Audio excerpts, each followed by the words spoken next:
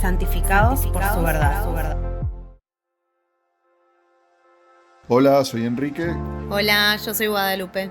Somos un matrimonio cristiano venezolano-argentino con el llamado de llevar el mensaje de salvación a las naciones. En este podcast les vamos a profundizar en la palabra de Dios y descubrir cómo podemos ponerlo por obra. Prepárese un cafecito con arepa O un mate con bizcochitos. y abran su Biblia. Sean bienvenidos y bendecidos. Santificados por su verdad. Hola, ¿cómo están? Buenas tardes, bienvenidos a una nueva edición de Santificados por su verdad. Aquí estoy con mi esposa Guada. Gracias por acompañarnos en un nuevo episodio. En esta instancia estaríamos hablando más que todo del contexto histórico. ¿Qué había pasado? ¿Quién era Juan? ¿Qué era lo que estaba aconteciendo en esa región? ¿En qué idioma lo escribe? Todo lo que tiene que ver con el contexto histórico para que luego adentrarnos más profundamente en lo que es el texto, ¿no? Recuerden, esto es solo un resumen. Ustedes tienen la responsabilidad de abrir sus Biblias y leer el Evangelio de Juan. El Evangelio de Juan tiene 21 capítulos. Es el último de los 4 evangelios. Recuerden que son 4 evangelios del Nuevo Testamento: el Evangelio de Mateo, Marcos, Lucas y finalmente el Evangelio de Juan. El Evangelio de Juan fue el último en ser escrito. Se piensa que aproximadamente se escribió cerca del 90 de la era cristiana, o sea, después de Cristo. Y Juan hace un intento bastante claro por presentar a Jesús como el Mesías. La palabra Mesías proviene de la palabra hebrea Mashiach, que quiere decir ungido. Y es un sinónimo de la palabra Cristo, que viene del griego, que también quiere decir ungido. En esa época el pueblo judío vivía con mucho fervor la llegada inminente del Mesías. O sea, esperaban con mucha ansia el momento de la llegada del ungido, del enviado de Dios. Esto más que todo por todo el contexto político, ¿no? Recuerden que Roma había invadido Israel, o lo que es entonces sería Palestina. Jerusalén estaba bajo el dominio romano y los impuestos y la carga tributaria era sumamente alta. Entonces, cuando a los judíos se les mencionaba la palabra Mesías, ellos lo relacionaban directamente con un líder militar, un líder político que los pudiera llevar a la independencia o a la emancipación del pueblo judío frente al dominio romano. Además de este libro, de este evangelio, Juan también escribe Apocalipsis y escribe Primera, Segunda y Tercera de Juan.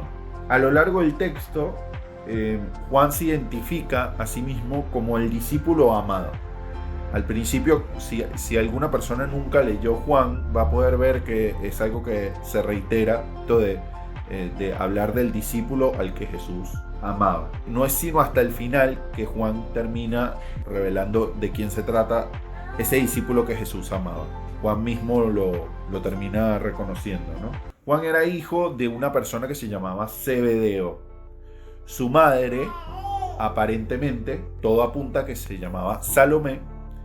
Y Salomé era hermana en la carne de María, la madre de Jesús. Su hermano era Jacobo, también conocido como Santiago, que también era discípulo de Jesús. Santiago era mayor que Juan. Juan se entiende que era el menor o el más joven de todos los discípulos. Una aclaración importante que vale la pena hacer. Algunos dicen que si bien Juan era primo de Jesús, esto no quiere decir que sea primo de Dios, ¿sí? Dios no puede tener primos, no puede tener hermanos, tampoco puede tener madre, ¿sí? Dios es eterno, no tiene principio, no tiene fin. Y esto es una atribución de la naturaleza de Dios que se llama aceidad, que tiene que ver con que existe por sí mismo, que no tiene inicio, no tiene fin, está vinculado a todo y al mismo tiempo no está vinculado con nada, ¿sí? Es una propiedad que se le atribuye solamente a Dios. Si quieren, luego nos ponen en sus comentarios si quieren que profundicemos un poco más sobre este aspecto de la naturaleza de Dios. Tal Sí. vez valga la pena aclarar también que Juan, el discípulo de Jesús, que escribe el Evangelio, las cartas, el Apocalipsis, no es Juan el Bautista, que también era primo de Jesús.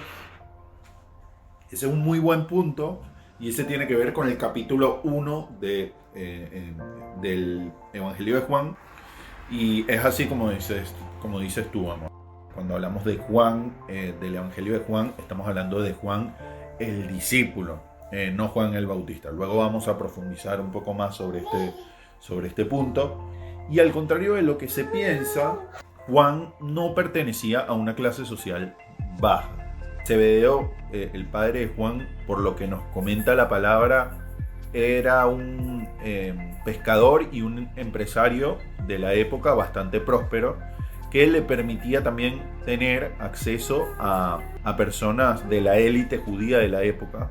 Incluso en el Evangelio de Juan, y luego vamos a llegar ahí, habla de que Juan conocía o tenía algún contacto con el sumo sacerdote, Anás y Caifás.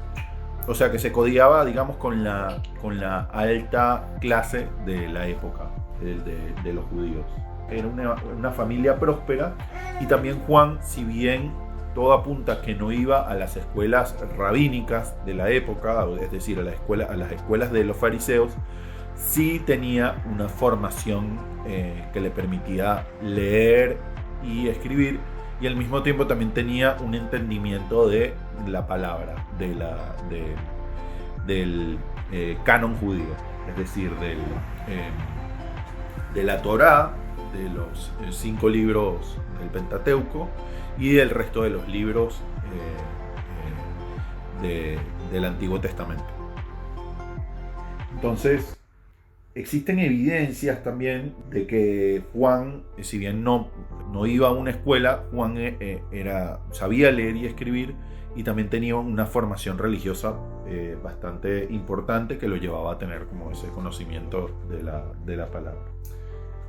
Para quien nos escucha y tal vez no tiene una formación bíblica, escuchó hace poco acerca de Jesús, tal vez es la primera vez que lo escucha y nunca había hablado y no tiene idea, vale la pena aclarar que Jesús era judío, al igual que Juan, como mencionabas. Entonces, más allá de si habían ido o no a una escuela rabínica, como es tradición para muchos judíos hombres de la edad de estos apóstoles y de Jesús, alrededor de los 30 años, sí, de todas maneras ellos habían sido educados en la fe judía, entonces venían con ese bagaje o background, ¿no? Sí, tal cual. De conocimiento, de tradición. Sí, y se puede confundir ahí porque los fariseos utilizaban esto de su formación para diferenciarse del resto de los judíos. Recordemos que los fariseos, así como los saduceos y los esenios y los celotes, eran grupos. Existían muchos otros grupos más, pero eran grupos que se encontraban insertos dentro de la comunidad judía. Es decir, la comunidad judía estaba compuesta por varios grupos, entre ellos estos 4, y los fariseos, como iban a las escuelas rabínicas, se diferenciaban del resto en su formación, digamos. Pero esto no quiere decir que Juan, al no haber atendido a alguna de esas escuelas rabínicas, judías, no quiere decir que Juan no haya tenido una formación en el Antiguo Testamento y que no haya sido también un judío ejemplar en la época. Jesús lo apoda a él, y eso lo vamos a ver en el transcurso del libro, a él y a su hermano Santiago como los hijos del trueno. Existen muchas presunciones respecto a por qué le pusieron este sobrenombre. Algunos dicen que porque tenían esa facilidad con la palabra, por ahí oratoria, pero lo que apunta el texto es que tenían un carácter por ahí más impulsivo, y eso lo vamos a ver más en profundidad en la medida en que vayamos leyendo el libro, ¿no? También Juan era muy cercano a Pedro, y su influencia de Juan y de Pedro era muy reconocida por los 12 discípulos. También los 12 discípulos reconocían su preponderancia, la de Juan y la de Pedro, sobre el resto de los discípulos.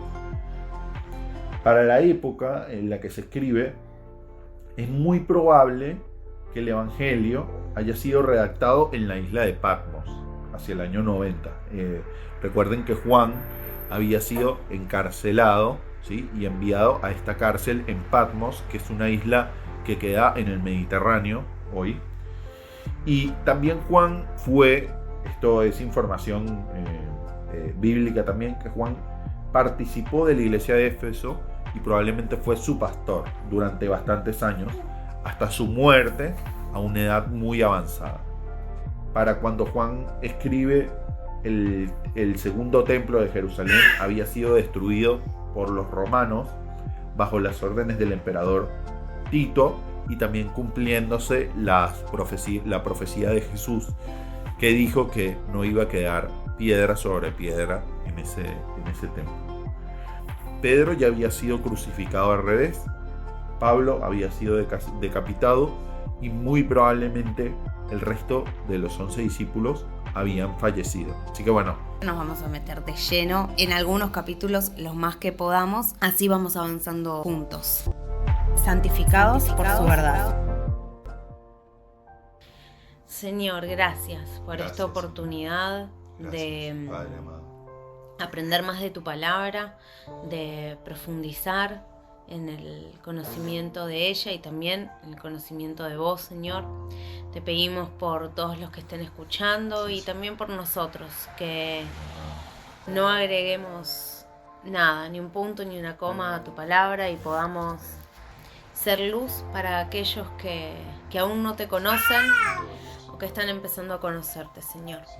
Bendícenos en este nuevo capítulo. Te lo pedimos en tu santo nombre, Jesús. Amén. ¿Te parece si empezamos? pasamos a analizar lo que sería el capítulo 1 del Evangelio de Juan, que para mí, y esto es un punto de vista muy personal, el Evangelio de Juan es mi preferido.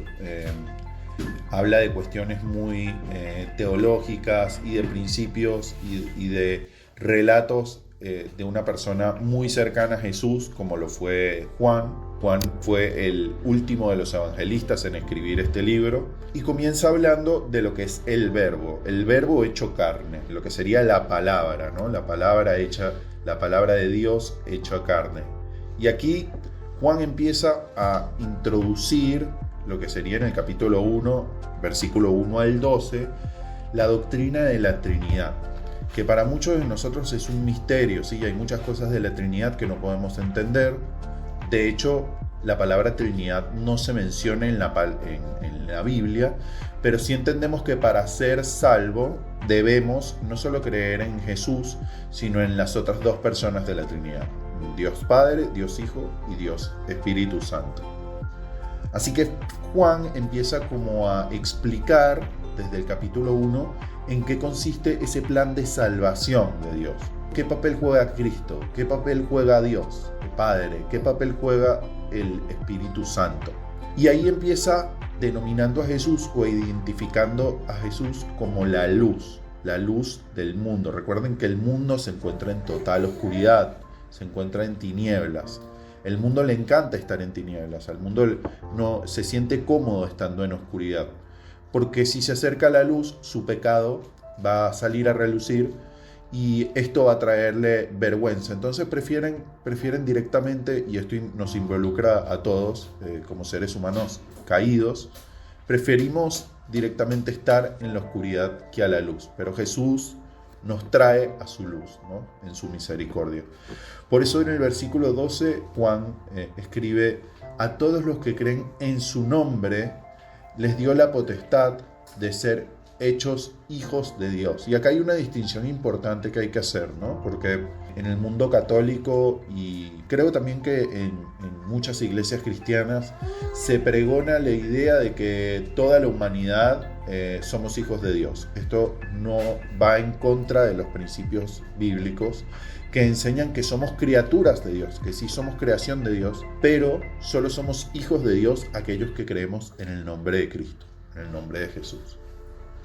Y es así que Juan va pasando a un relato, a una persona muy importante que por ahí es subestimada, creo yo, que es la de Juan el Bautista. La semana pasada, amor, hablamos de esto. Juan el Bautista no es Juan el discípulo, ¿sí? O sea, Juan el Bautista fue también primo de Jesús, creemos, pero sí juega un papel importante también dentro de lo que es el ministerio de Jesús.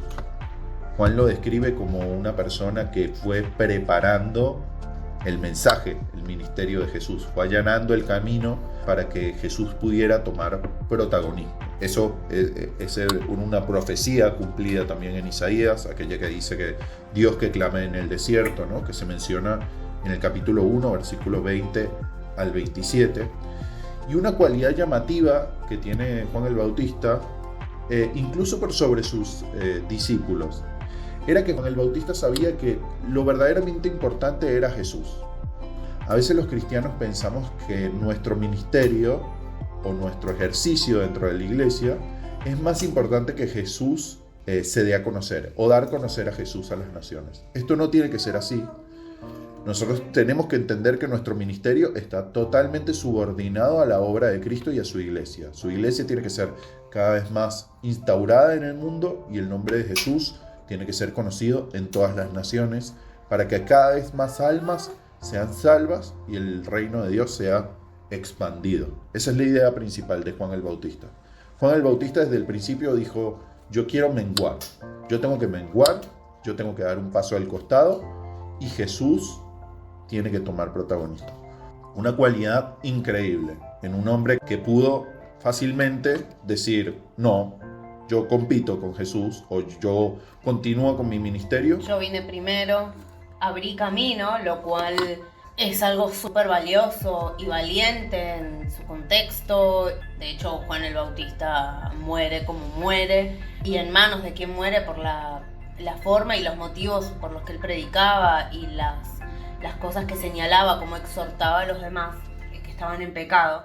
Y cómo esta actitud que mencionabas, que describías de Juan el Bautista, nos enseña hoy, nos exhorta a nosotros aún hoy a tener esa humildad. Sí, exactamente. Y ahí recordemos que hay solo un protagonista en la palabra de Dios, y ese protagonista es Cristo, el Espíritu Santo y Dios Padre, ¿sí? No es Enrique, no es Guadalupe, no es nadie. El único protagonista en la palabra de Dios es Jesús y su relación para con los seres humanos. Pero el protagonista siempre va a ser Cristo. Sí, tampoco es Juan o Lucas o Claro. Mateo o Pablo o Pedro, siempre es Jesús. Y es por eso que en el versículo 20 al 27 del capítulo 1 se habla mucho de esta cualidad de Juan. Juan diciendo: no, me niego a mí mismo y preparo el camino para Jesús. De hecho, es muy interesante esto de que es Juan el primero que reconoce a Cristo como el Cordero de Dios. Es el primer personaje que vemos en la Biblia que reconoce a Cristo como su Señor y Salvador, lo cual no es poca cosa, ¿no? Y Juan era una persona célebre, porque incluso vemos ahí en el capítulo 1 que los fariseos se habían acercado a él como con alguna inquietud, viéndolo con alguna sospecha: ¿será este el Mesías? ¿No? Fueron a preguntarle incluso directamente: ¿quién eres tú? ¿No? Cuéntanos un poco más sobre tu ministerio. Y él mismo dice: yo no soy el Mesías, pero yo voy a prepararle el camino a él, y yo ni siquiera soy digno de desatarle las cuerdas de sus zapatos. Entonces, Juan el Bautista realmente es una persona a la que todos los cristianos tenemos que imitar, en el sentido de que él se negó a sí mismo, se negó a su propio ministerio para que Cristo creciera. No los leamos con nuestra mente de hoy, ¿no? Con el diario del lunes sobre la mesa. Nosotros sabemos que Jesús fue el Mesías, nosotros sabemos que Juan el Bautista lo antecede y prepara el camino, pero en ese momento La expectativa por la llegada del Mesías estaba a flor de piel. Nadie sabía quién era Juan el Bautista, que era quien lo iba a anteceder a Jesús. Totalmente. Y de hecho muestra también que cómo una vida al lado de Jesús, siendo siervo de Jesús, es preciosa, ¿no? Poder servirlo, poder vivir en santidad. Y eso fue un poco lo que hizo Juan el Bautista, ¿no? Se negó a sí mismo. De hecho, nos cuentan otros evangelios que vivía en la intemperie, comiendo langostas, que son bichos, y miel. Y su vestido era simplemente una piel de un camello. O sea, vivía realmente dedicado a la obra de Dios y desprendido totalmente de sí mismo. En el versículo 43, Jesús llama a Felipe, pero antes de llamar a Felipe, Jesús también llama a Andrés. Y por algún motivo creo que los cristianos tenemos la idea de que el primer discípulo en ser llamado fue Pedro, pero en realidad fue Andrés, el hermano en la carne de Pedro, el que le presenta a Jesús, o que le presenta el Hijo del Dios vivo a Pedro, ¿no?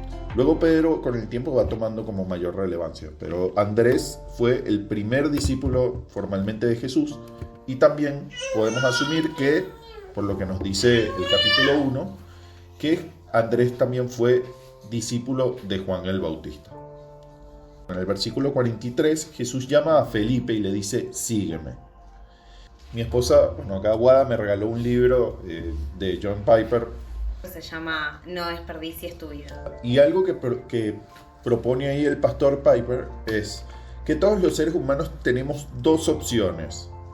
Una es desperdiciar la vida y la otra es perderla por Cristo, para luego ganarla. Este llamado está abierto a todos nosotros. La palabra sígueme no está solamente para sus discípulos, sino para todos los que creemos en Él. Estamos llamados a seguirlo. Y para seguirlo tenemos que perder nuestra vida, ¿no? O desperdiciarla en nuestros placeres mundanos, en nuestras propias concupiscencias. Exacto, el perder nuestra vida no sería en términos literales, así como Jesús dio literalmente su vida por nosotros, sino poder renunciar a nuestros planes, a lo que deseamos, a lo que pensamos que nuestra vida iba a ser, y poder entregársela a Cristo para que Cristo la use en su favor, para que Cristo la use para sus planes, para su reino. Totalmente. Y es así que luego en el versículo 48 Jesús llama a Natanael. Y acá vale la pena por ahí detenerse un poco más, porque habla de la omnisciencia que estaba en Jesús.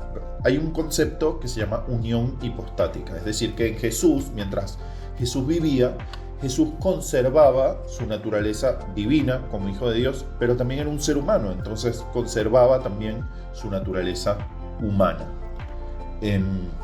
Esta unión hipostática es lo que se refleja en el versículo 48 cuando Jesús llama a Natanael. Natanael estaba bajo una higuera y Jesús, cuando lo ve, le relata este episodio, ¿no? Cuando lo ve debajo de una higuera, y Natanael se sorprende y le dice: verdaderamente eres el Hijo de Dios. Por eso sí decidió seguir, digamos, a Cristo, ¿no? Pasando al capítulo 2, y acá hay algo como sumamente interesante, y recordamos de nuevo, no vamos a dejar de hacer hincapié.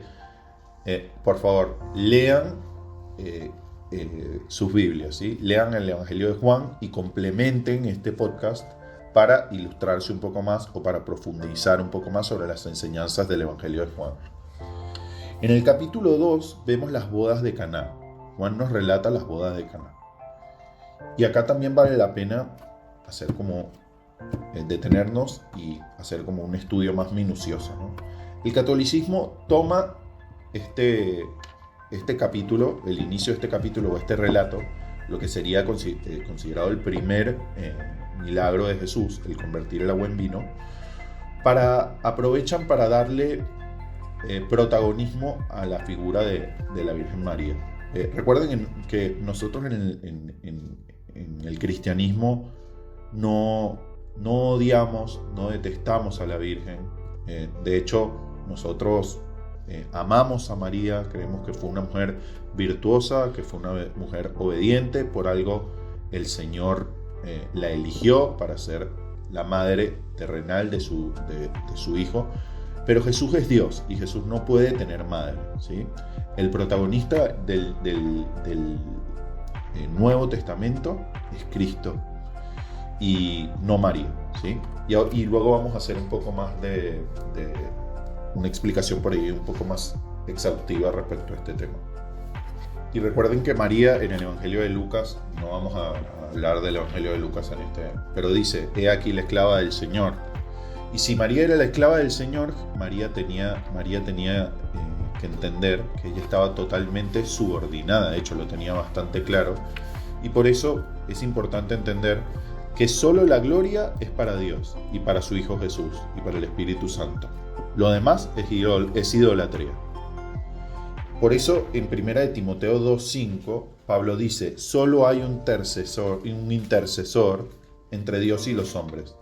Amigo católico, si estás escuchando este podcast y crees que María es una intercesora, ese es un principio que no es bíblico. Tienes que arrepentirte, pedir perdón por tu idolatría y convertirte al Evangelio. Solo así vas a poder ser salvo, ¿sí? Pasando al versículo 4, Jesús reprende a María, porque de alguna forma se ha introducido esta idea en el catolicismo de que en el versículo 4, cuando Jesús le dice: mujer, ¿qué quieres conmigo? Todavía no ha llegado mi hora. El catolicismo lo interpreta como que esto es de alguna forma una muestra en las Escrituras, una evidencia en las Escrituras de que María es una intercesora, ¿no? Pero esto no es así, lo vemos en el versículo 4, porque Jesús incluso le dice: mujer, ¿qué tienes conmigo?, ¿no? Lo que sí vemos en María es esta cualidad de decir: hagan todo lo que Él diga. Y para nosotros hacer todo lo que Él diga, tenemos que ir a las Escrituras, que es la única vía que Dios eligió para darnos a entender cuál es el modo de vivir que debemos tener todos sus hijos. Y para eso no nos debemos postrar a imágenes, no debemos adorar esculturas, sino solamente a Dios. El primer mandamiento es muy claro: amarás a Dios sobre todas las cosas. Pero Jesús, siendo santo, tenía que obedecer también a sus padres. Entonces, por eso tomó la decisión de hacer el milagro, incluso antes de que su ministerio se iniciara formalmente. Entonces vemos ahí también un gesto de obediencia y de sujeción de Jesús hacia su madre, ¿no? Hacia su padre.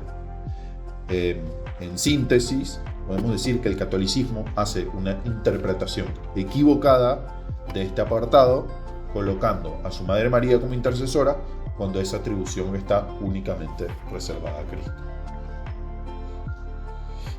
Y bueno, y acá un poco de historia. Ese dogma de la perpetua virginidad de María fue un dogma introducido por el Papa Pío IX el 8 de diciembre de 1854 en la bula Ineffabilis Deus. Fue un dogma. No vemos evidencia de que María haya sido virgen perpetuamente en las Escrituras. Todos los evangelios, tanto el evangelio de Mateo como el de Marcos, como el de Lucas, como el de Juan también, mencionan evidencia directa de que Jesús tenía hermanos en la carne. Si Jesús fue concebido virginalmente, eso está fuera de discusión. Pero tuvo hermanos, e incluso para que María pudiera ser considerada bendita entre todas las mujeres, en esa época tenía que tener muchos hijos para que sus hijos garantizaran de alguna forma una buena vejez, un buen pasar en sus últimos años. Pero el versículo 12 da una evidencia de esto que estamos diciendo. Habla de que María y de que sus hermanos, en la carne obviamente, recuerden que Dios no puede tener hermanos, no puede tener madre, no puede tener padre. Dios no tiene principio, no tiene fin, y tiene que ver con la aceidad de Dios. Sí sabemos que uno de sus hermanos fue Santiago, el otro tenía como nombre Judas. Incluso cada uno de ellos escribe una epístola. Y también posiblemente tenemos hermanas, lo vemos ahí en el capítulo 2, versículo 12. Después podemos buscar otros versículos de otros evangelios que tenían que ver con esto, con que Jesús tenía hermanos en la carne. Pasando del versículo 13 hasta el 22, Jesús habla un poco más y acá relata cuando Jesús echa a los mercaderes del templo. En el versículo 16 dice que Jesús fue bastante duro, ¿no? No hagan de la casa de mi padre casa de mercado. No hagan de la casa de mi padre casa de mercado. Y hoy lamentablemente los cristianos nos hemos ganado esta reputación de que las iglesias se han enfocado más que en predicar la palabra de Dios, en enriquecerse. Y así vemos muchos pastores, o desde mi punto de vista, supuestamente pastores, que viajan en aviones privados y que tienen propiedades y que tienen una vida de lujos. Acá Jesús es claro, no es eso lo que él quería para su iglesia y no es eso lo que quiere para ningún cristiano. Como cristianos debemos evitar la avaricia y evitar la idolatría hacia el dinero, y debemos acercarnos a una congregación, porque obviamente es una generalización errónea también. Todos sabemos que hay iglesias que predican la sana doctrina y que no buscan enriquecerse, sino que al contrario, son luz para el mundo. Pero Jesús nos recuerda acá de que debemos desechar esto, ¿no? Y cuidar de la casa de Dios, que es el templo, ¿no? de la iglesia. Y después del versículo 23 al 25, de nuevo habla de la omnisciencia de Dios. Jesús conocía a todos. Ahí la palabra conocer en griego tiene que ver con que podía ver en intimidad, algo muy, muy, muy íntimo, muy profundo, a todos los hombres. Sabía sus secretos y conocía sus corazones. Y así pasamos al capítulo 3, que es súper interesante, ¿no? Y habla de la relación que tenía Jesús con un hombre muy misterioso en algún punto y particular que se llamaba Nicodemo. Dice la palabra ahí en Juan que era un principal. Y un principal quiere decir un maestro, más que un maestro, ¿no? Maestro de maestros. Era no solo un maestro, sino que era también un reconocido teólogo, un reconocido intérprete de la palabra. Y se podría decir también que era como una celebridad, Nicodemo también, ¿no? Porque dice la palabra que llega a encontrarse con Jesús de noche. Y uno se podría preguntar por qué de noche. Realmente no lo sabemos. La palabra ahí en Juan no nos dice, no nos ilustra demasiado por qué se encontraron ahí de noche, pero podemos presumir que tenía que ver con esta idea de que Nicodemo no quería ser visto por el resto de los fariseos reuniéndose con Jesús.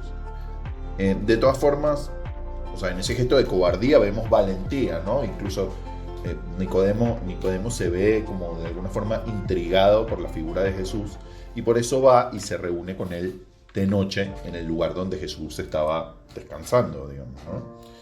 En el versículo 3, y esto es una de las cosas que más me gusta de Jesús. Jesús es categórico, ¿no? Para Jesús no existen grises, ¿no? O es blanco o es negro. O estás con él o estás contra él. Dice Apocalipsis que a los tibios los vomitaré de mi boca, ¿no?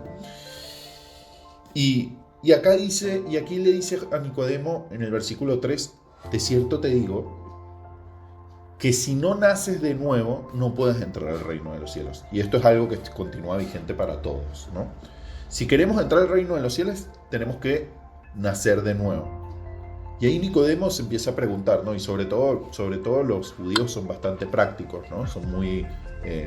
les gusta aterrizar las ideas, no les gusta como pensar mucho en abstracto, como por ahí otras culturas, como la griega o la filosofía, con Platón, con Aristóteles.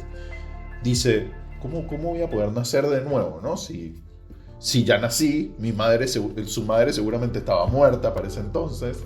No puedo volver a meterme en el vientre de mi madre y nacer. No puedo volver. Y si estuviera viva fuera imposible, ¿no? Pero ahí Jesús lo reprende, ¿no? Y le dice, ¿cómo? O sea, tú, siendo un maestro, ¿no entiendes de estas cosas? ¿No? Entonces, acá el nacimiento que está hablando de Jesús de agua y del Espíritu tiene que ver con el bautismo, es lo que interpretamos nosotros, y con el ser y con la regeneración. Cuando estábamos en el mundo, no teníamos libertad porque solo podíamos elegir entre pecados. Cuando, desde la teología reformada, el Señor nos elige y el Señor nos redime y volvemos a nacer y somos regenerados, entonces dice la palabra que tenemos libertad. ¿Por qué tenemos libertad? Porque ahora podemos elegir verdaderamente entre si pecamos o no pecamos. Esto tiene que ver con el nuevo nacimiento. Y muchos teólogos incluso describen este nuevo nacimiento como una nueva creación. Uno de los que hablaba de esto era Charles Spurgeon, ¿no? Y lo comparan solamente con Génesis 1, cuando Dios crea el mundo. Así que cuando nacemos de nuevo, en realidad estamos siendo una nueva criatura. Lo dice Pablo también, las cosas viejas pasaron, aquí todas son hechas nuevas. De manera que cuando nacemos nuevamente en Cristo, somos hechos nuevos, somos una nueva criatura. Y esto es lo que está hablando Cristo acá, ¿no? Santificados por su verdad. Si no lo hiciste todavía, te recordamos a que siempre podés reconocer a Cristo como tu Señor y Salvador y ser hecho nuevo, buscar una vida en santidad y ser de bendición para otros. Y acá, perdón, pero no estoy diciendo que, porque muchos cristianos también pensamos que con una simple oración de entrega ya está, hemos nacido de nuevo. No, desde la teología reformada negamos esto con contundencia. Para que una persona pueda nacer de nuevo, tiene que tener una vida, buscar tener una vida santa, ¿no? No estoy hablando de una oración vacía, estoy hablando de buscar seguir a Cristo de forma cotidiana, todos los días. Y luego de ese encuentro que tiene con Nicodemo, viene el célebre Juan 3:16. Acá ¿qué dice? ¿No? Creo que no lo sabemos de memoria de todos los cristianos. Que de tal manera amó Dios al mundo, ¿no? Que envió a su único Hijo, para que todo aquel que en Él cree no se pierda, pero tenga vida eterna. Y aquí nos detenemos un poquito acá también. Desde la postura reformada hacemos un análisis distinto a como se ve en el arminianismo o en otros sectores de la iglesia. Muchas personas creen que con este versículo todos en la humanidad vamos a ser salvos. Pero lo que en realidad se refiere acá, Juan 3:16, es que para que todo aquel que cree en Él, hay un condicionante a Él, ahí, ¿no? La salvación no está abierta para todos los seres humanos. Es decir, sí está abierta para todos los seres humanos, pero tiene que haber una creencia auténtica, una creencia genuina en el corazón de que Cristo es el Señor y Salvador. Si no podemos ser salvos, ¿no? Y entendemos que solo aquellos que creen de corazón, y que acá no estamos diciendo, porque hay muchos cristianos, y esto va a sonar fuerte, que van a la iglesia, que comparten la cena, pero no son salvos, porque no creen en su corazón que Jesús es su Señor y Salvador, ¿no? Y acá Juan continúa relacionando a Jesús con la luz que vino al mundo, y cómo los hombres amamos más a las tinieblas que la luz. Y era lo que hablábamos al principio. Los hombres preferimos estar en tinieblas porque nuestro pecado permanece en las sombras, permanece en la oscuridad. La luz muestra nuestro pecado. Y eso es lo que vino a hacer Jesús. Jesús vino a demostrar todo el pecado que hay en el mundo y en nuestros corazones. Sí, pero no desde un lugar de condenación, sino, bueno, como mismo dice aquí la palabra, ¿no? No para condenar, sino para salvar. Sí, Jesús es la verdad que ilumina el mundo. Y la palabra nos confronta. Recuerden que la palabra no solamente es un libro de lindas promesas de Dios para nosotros, lo es, pero también es un libro que nos invita a vivir en santidad y a echar definitivamente el pecado en nuestras vidas. O sea que por un lado tiene razón Guada en lo que dice que Jesús no vino a condenar al mundo, sino que vino a salvarlo. Pero Jesús también nos vino a decir, a invitar, a exhortar que abandonemos nuestra vida pecaminosa y que busquemos tener una vida en santidad. Exactamente, lo que quiero decir es que justamente esta luz que echa sobre nuestra naturaleza pecaminosa no es para condenarnos, no es para decir que nos vamos al infierno. Por supuesto, si persistimos en esa actitud, así lo haremos, pero Jesús no vino a enviarnos al infierno, sino a mostrarnos el camino hacia la salvación. para poder salvarnos. Totalmente. Entonces, en este sentido, también animarlos a que si el Señor está echando luz sobre algún pecado en tu vida, no sientas condenación, eso no es de Jesús. Te animamos a que persistas en oración sobre ese tema, que el Señor, si lo está señalando, es porque quiere liberarte de eso. Sí. Y solo en Él no se va a encontrar condenación. Porque cuando uno quedan expuestos nuestros errores, nuestros pecados, nuestras oscuridades al mundo, el mundo nos juzga, nos señala, eso lo podemos vivir, lo hemos vivido todos en algún momento de nuestra vida, o lo vivimos todos los días. Pero Dios lo que quiere es que podamos renunciar a eso, arrepentirnos y cambiar nuestra vida. Y acá la pregunta no es si somos o no somos pecadores, porque todos somos pecadores, ¿sí? La pregunta es si tenemos la capacidad para arrepentirnos, no si somos o no somos pecadores. Porque incluso los que vamos a la iglesia todos los domingos, tratamos de vivir una vida en santidad, nos equivocamos todos los días. Entonces, por eso la pregunta no es si eres o no eres pecador, porque todos somos pecadores y la Biblia, la palabra habla claramente de esto. La pregunta es si tienes la capacidad para arrepentirte. Si hoy estás en algún pecado, arrepiéntete, abandona tu pecado y ve a los pies de Cristo, ve a los pies de la cruz, para que halles redención. Y por eso en el versículo 2, contrario a lo que muchos piensan de Jesús, bautizaba también. Por ahí no se dedicaba exclusivamente a eso, pero junto con Juan bautizaba. Luego sus discípulos empiezan como a asumir ese rol, ¿no? Esa responsabilidad. Pero Jesús también bautizaba. Y así Juan sigue hablando en el versículo 2 y habla de que Juan el Bautista empieza a menguar para que Cristo crezca. Y lo relaciona Juan el Bautista con el amigo de un esposo que se está por casar, ¿no? Imaginemos ahí en el versículo 29, ¿no? Supongamos que tenemos un amigo muy querido que se está por casar. Ese amigo se alegra, ¿no? Se alegra, de hecho mi hermano se está por casar y yo estoy sumamente feliz por mi hermano, ¿no? Esa era la actitud que tenía Juan el Bautista. Él tenía que crecer, él tenía que recibir toda la adoración, él tenía que recibir toda la gloria, y Juan el Bautista tenía que menguar. Así lo utiliza literalmente Juan en el Evangelio.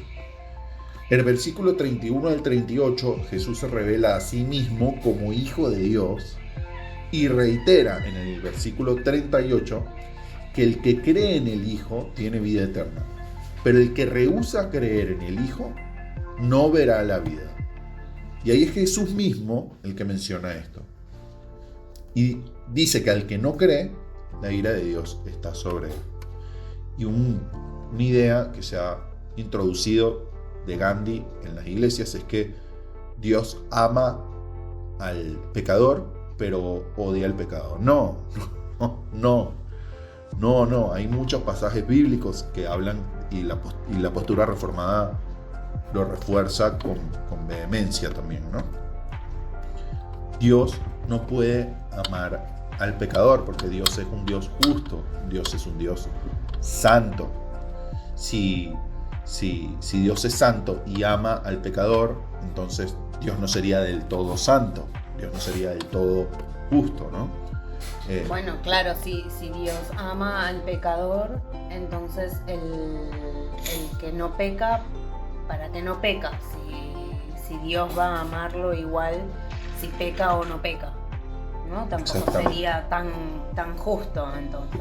Si quieren profundizar un poco más, el Salmo número 5 es el que más habla de esta cualidad de Dios. El Salmo número 11 también. Hay otros versículos, hay otros salmos que hablan sobre esta cualidad de Dios. Pero Creemos acá que lo importante es que si no crees todavía en Cristo como tu Señor y Salvador, sí es importante que lo hagas ahora, que no pierdas más tiempo y que reconozcas a Cristo como tu Señor y Salvador y que te alejes de la ira de Dios. Y también acá no nos vayamos al otro extremo de pensar, bueno, pero si creo en el Hijo, ya está, pues tengo toda la gracia para seguir pecando. Y acá lo hablábamos en Romanos, ¿no? En el episodio de Romanos. No. O sea, si le entregaste tu vida a Cristo como tu Señor y Salvador y crees auténticamente que Él murió en la cruz para darte salvación y una vida eterna con Él, tienes la obligación de vivir en santidad, de amar a tus hermanos, primeramente a tus hermanos en Cristo, pero después también al mundo, y de perseguir la santidad, de obsesionarte con la santidad. Llegamos al final del capítulo 3. No queríamos cerrar sin antes hacer una breve oración. Señor, amado Padre Celestial, Señor, te damos gracias por el Evangelio de Juan. Gracias, Padre, por todas estas enseñanzas. Gracias, Padre, por todos estos aprendizajes, Señor. Te pedimos, Padre, que nos ayudes a entender, Señor, este texto, a leerlo con profundidad, a meditar en él, pero también a ponerlo por obra, Señor, a ponerlo en práctica, Señor, para que otros puedan ver, Señor, a la luz del mundo que es Cristo Jesús en nuestros corazones y puedan buscar seguirte y tu reino sea cada vez más y más grande, Señor. Te damos toda la gloria al único digno de gloria, en el nombre del Padre, del Hijo y del Espíritu Santo. Amén. Dios los bendiga. Santificados por su verdad.